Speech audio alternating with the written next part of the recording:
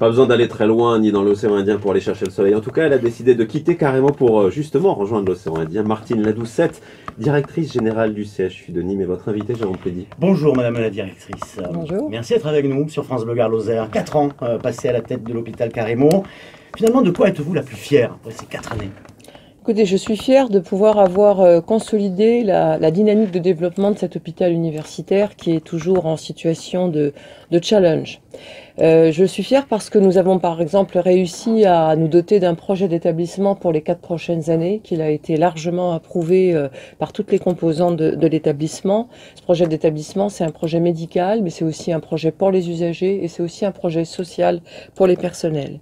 Je suis fière parce que dans le cadre d'un schéma directeur qui a été approuvé par les autorités de tutelle, on a pu développer les activités qui nous tenaient le plus à cœur, en particulier la réanimation, la surveillance continue, développer la cardiologie. Je suis fière parce qu'on attend le résultat officiel de la visite de la HAS, de la certification, et on s'attend, je pense, à un résultat des plus honorables. Votre arrivée à Nîmes a été mouvementée, la commission médicale, les élus locaux aussi avaient affiché d'autres préférences. Ça s'est arrangé depuis dans vos rapports? Écoutez, je crois pouvoir dire que ça s'est arrangé. En tout cas, nous avons bien pu travailler ensemble. Et quand je parlais tout à l'heure de projet d'établissement qui avait été réalisé, nous l'avons réalisé avec les professionnels et avec les élus. Et nous n'avons pas eu de conflit majeur, même mineur, au cours de ces 4 dernières années. Les syndicats de Carrémont vous reprochent une vision trop financière, trop gestionnaire. Que leur répondez-vous? Je leur réponds que heureusement que l'établissement est géré. Parce que sinon, il n'y a pas de projet, il n'y a pas d'avenir si l'établissement n'est pas géré. Ça fait partie en tout cas de mon travail, même si mon travail ne se résume pas à ça. Et je leur rappelle le projet social qui a été du reste approuvé par eux-mêmes et qui permet en l'occurrence l'ouverture d'une crèche, qui va se faire à la rentrée de septembre pour l'ensemble des personnels.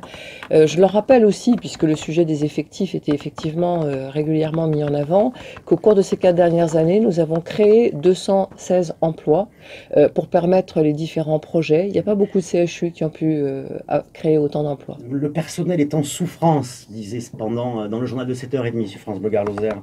La CGT, le personnel, il est véritablement en souffrance. Selon vous, qu'est-ce que vous répondez aussi à cet argument du syndicat? Comme je l'ai toujours dit, lorsque les représentants du personnel attirent notre attention sur des difficultés d'effectifs dans les services, nous procédons systématiquement à des évaluations de charge de travail. Ils le savent et nous rendons compte de ces évaluations. Et sur la base de ces évaluations, nous procédons aux ajustements qui s'avèrent nécessaires. L'actualité immédiate, je viens par exemple d'accepter de renforcer l'effectif infirmier en endoscopie digestive, puisqu'il est vrai qu'on a constaté qu'il y avait une trop grande charge de travail par rapport à la réalité. Énormément d'heures supplémentaires, notamment. Alors les heures supplémentaires, c'est effectivement la difficulté de la gestion du temps de travail, liée aux 35 heures, liée aussi à l'absentéisme. Lorsque nous avons un taux d'absentéisme de 8%, nous ne fonctionnons pas de la même manière que si nous n'en avions pas. Et les heures supplémentaires, pour autant, donnent lieu systématiquement soit à récupération, soit à paiement en heures supplémentaires. Le gouvernement s'apprête à annoncer une réforme de l'hôpital. Vers quoi faut-il aller, selon vous?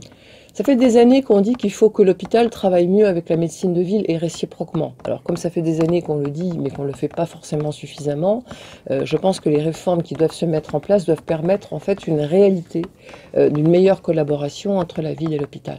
7h53 sur France Bleu Gard-Lozère. Nous recevons ce matin Martine Ladoucette, directrice générale du CHU Carrémont de Nîmes. Il y a urgence à revoir le financement de la santé, avez-vous déclaré lors de vos vœux en 2018. C'est ça le principal problème, c'est le financement de la santé en France qu'il faut réviser totalement? C'est pas l'unique problème, mais ça en fait partie bien évidemment. Et pour ce qui concerne les hôpitaux publics en particulier, il y a, je crois, aujourd'hui un consensus pour dire que 10 ans après, la tarification à l'activité doit être réformée. Non pas abolie, mais réformée. Et sans doute permettre à l'hôpital d'avoir moins un financement sur l'activité, la course à l'activité, et davantage un financement sur la qualité des organisations et la qualité du service rendu à la patientèle. Carrémont, avec l'ouverture de l'Institut de cancérologie, un nouvel EHPAD à Serre-Cavalier, le développement de l'ambulatoire, vous le disiez, le renforcement du plateau technique. De l'argent, vous en avez trouvé pour développer ces services. Comment avez-vous fait? C'est ce que je disais tout à l'heure. Il faut que l'hôpital soit géré. Et la gestion, c'est un effort collectif de gestion au quotidien. Ces projets d'investissement ne sont possibles que parce qu'effectivement, l'établissement génère chaque année ce qui permet le financement de ces investissements. Vous prenez en tout cas la direction de l'océan Indien, la direction de l'Agence régionale de santé de Mayotte et de La Réunion. C'est une jolie promotion et un travail très important également, non?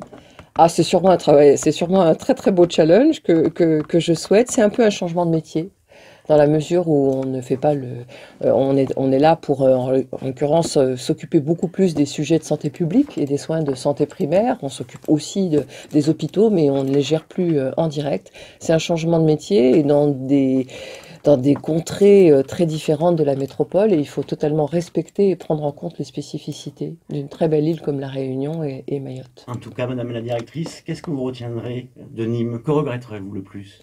Ce que je regretterais le plus à Nîmes, c'est la cohésion de la communauté hospitalière du CHU de Nîmes qui lui permet de continuer à avancer, de progresser, de s'améliorer, quels que soient les directeurs qui pilotent l'institution. Merci Martine Ladoucette d'avoir été l'invitée de France Bleu Gard-Lozère aujourd'hui. Martine Ladoucette, directrice générale de l'hôpital Carremont et future directrice de l'Agence régionale de santé de l'océan Indien. Merci à vous.